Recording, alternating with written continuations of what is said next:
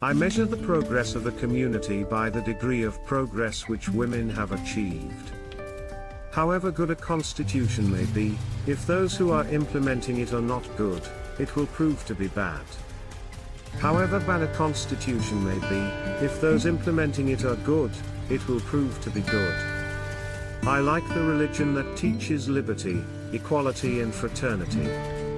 The relationship between husband and wife should be one of closest friends. Caste is not a physical object like a wall of bricks or a line of barbed wire which prevents the Hindus from commingling and which has, therefore, to be pulled down. Caste is a notion, it is a state of the mind. We are Indians, firstly and lastly. Political democracy cannot last unless there lies at the base of its social democracy. What does social democracy mean? It means a way of life which recognizes liberty, equality and fraternity as the principles of life. A great man is different from an eminent one in that he is ready to be the servant of the society. Cultivation of mind should be the ultimate aim of human existence.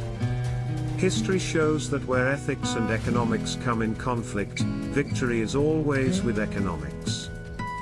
Vested interests have never been known to have willingly divested themselves unless there was sufficient force to compel them. Unlike a drop of water which loses its identity when it joins the ocean, man does not lose his being in the society in which he lives.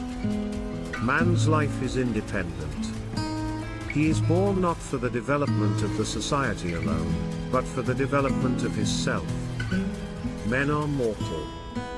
So are ideas. An idea needs propagation as much as a plant needs watering. Otherwise, both will wither and die. Law and order are the medicine of the body politic, and when the body politic gets sick, medicine must be administered. Democracy is not merely a form of government. It is primarily a mode of associated living, of conjoint communicated experience. It is essentially an attitude of respect and reverence towards fellow men. What are we having this liberty for? We are having this liberty in order to reform our social system, which is full of inequality, discrimination and other things, which conflict with our fundamental rights. Life should be great rather than long. Religion must mainly be a matter of principles only. It cannot be a matter of rules.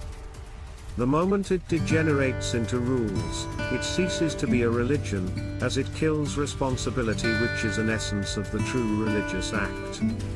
So long as you do not achieve social liberty, whatever freedom is provided by the law is of no avail to you. Religion and slavery are incompatible. Every man who repeats the dogma of Mill that one country is no fit to rule another country must admit that one class is not fit to rule another class. In Hinduism, conscience, reason and independent thinking have no scope for development. The sovereignty of scriptures of all religions must come to an end if we want to have a united, integrated modern India. Indians today are governed by two different ideologies. Their political ideal set in the preamble of the Constitution affirms a life of liberty, equality and fraternity. Their social ideal embodied in their religion denies them. That the caste system must be abolished if the Hindu society is to be reconstructed on the basis of equality, goes without saying. Untouchability has its roots in the caste system. They cannot expect the Brahmins to rise in revolt against the caste system. Also, we cannot rely upon the non-Brahmins and ask them to fight our battle. My social philosophy may be said to be enshrined in three words: liberty, equality and fraternity. Let no one, however, say that I have borrowed my philosophy from the French Revolution. I have not. My philosophy has roots in religion and not in political science. I have derived them from the teachings of my master, the Buddha. Generally speaking, the Smritikars never care to explain the why and the how of their dogmas. Caste may be bad. Caste may lead to conduct so gross as to be called man's inhumanity to man. All the same, it must be recognized that the Hindus observe caste not because they are inhuman or wrong-headed. They observe caste because they are deeply religious. There is one taboo against meat eating. It divides Hindus into vegetarians and flesh eaters. There is another taboo which is against beef eating. It divides Hindus into those who eat cow's flesh and those who do not. For a successful revolution, it is not enough that there is discontent. What is required is a profound and thorough conviction of the justice, necessity and importance of political and social rights. People are not wrong in observing caste. In my view, what is wrong is their religion, which has inculcated this notion of caste. If this is correct, then obviously the enemy you must grapple with is not the people who observe caste, but the Shastras which teach them this religion of caste. Some people think that religion is not essential to society. I do not hold this view. I consider the foundation of religion to be essential to the life and practices of a society. That the object of the Brahmins in giving up beef eating was to snatch away from the Buddhist bhikshus the supremacy they had acquired is evidenced by the adoption of vegetarianism by Brahmins. Political tyranny is nothing compared to the social tyranny, and a reformer who defies society is a more courageous man than a politician who defies government. A people and their religion must be judged by social standards based on social ethics. No other standard would have any meaning if religion is held to be necessary good for the well-being of the people. The food habits of the different classes of Hindus have been as fixed and stratified as their cults.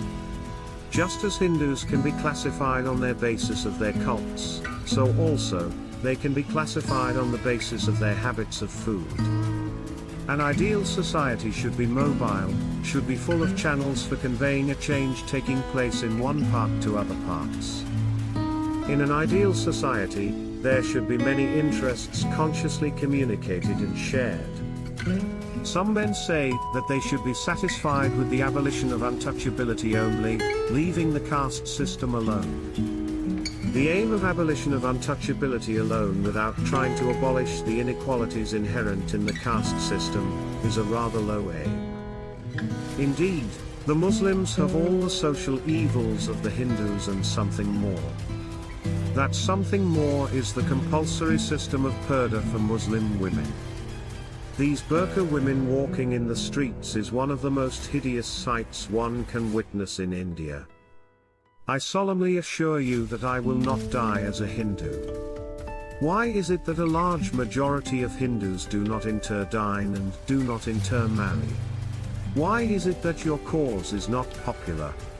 There can be only one answer to this question, and it is that interdining and intermarriage are repugnant to the beliefs and dogmas which the Hindus regard as sacred. To my mind, there is no doubt that this Gandhi age is the dark age of India. It is an age in which people, instead of looking for their ideals in the future, are returning to antiquity. One can quite understand vegetarianism. One can quite understand meat eating. But it is difficult to understand why a person who is a flesh eater should object to one kind of flesh, namely cow's flesh. This is an anomaly which calls for explanation. The reason why broken men only became untouchables was because in addition to being Buddhists, they retained their habit of beef eating, which gave additional ground for offense to the Brahmins to carry their newfound love and reverence to the cow to its logical conclusion. The touchable, whether they are vegetarians or flesh eaters, are united in their objection to eat cow's flesh. As against them stand the untouchables, who eat cow's flesh without compunction, and as a matter of course and habit. No Hindu community, however low, will touch cow's flesh. On the other hand, there is no community which is really an untouchable community which has not something to do with the dead cow. Some eat her flesh, some remove the skin, Some manufacture articles out of her skin and bones.